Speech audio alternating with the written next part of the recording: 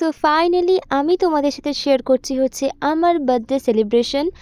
তো এটা হচ্ছে আমার birthday look, but full details লুকটা কিন্তু ভিডিওতে রয়েছে। তো ভিডিওটা কিন্তু স্কিপ না করে প্রথম থেকে শেষ পর্যন্ত অবশ্যই দেখতে হবে, যদিও আমি খুব একটা লং ভিডিও দিইনি। চলো শুরু করা যাক।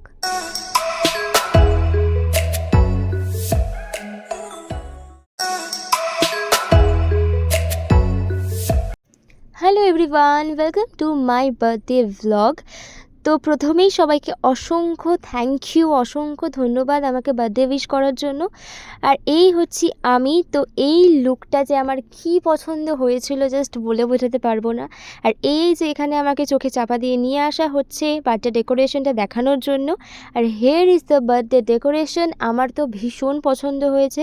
তো ওরা দুজনে মিলে সারাটা দুপুর ধরে ডেকোরেশনটা করেছে, এটা পুরোপুরি আমার অজানা ছিল।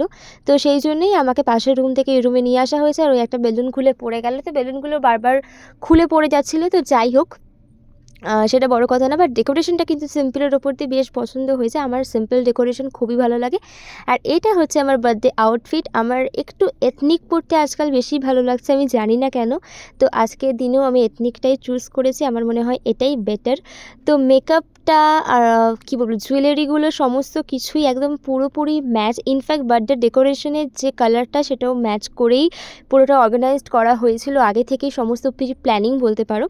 আর এই ড্রেসটা আমার এত বেশি পছন্দ হয়েছে যে কী বা বলবো। তো আর এই দিনের মেকআপটাও জাস্ট টু গুড হয়েছিল। মানে মেকআপটা যখন করার পরে ফাইনালি লুকটা আমি দেখি, তো আমার নিজের এত বেশি পছন্দ হয়েছিল, মানে ভীষণ ভালো লেগেছিল।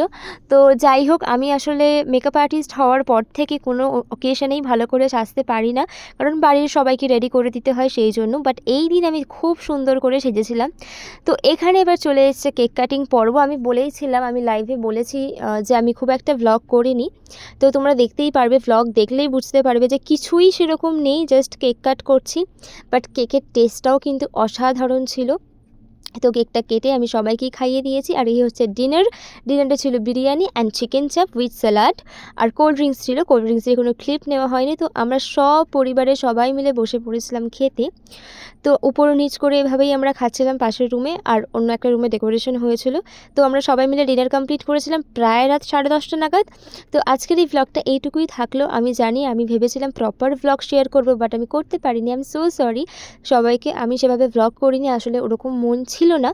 তো যাই হোক, লাস্টে কিছু ফটোজও শেয়ার করেছি তোমাদের সাথে। অবশ্যই এইটুকু ভিডিও দেখেই তোমরা কমেন্টস করেছো কেমন লেগেছে।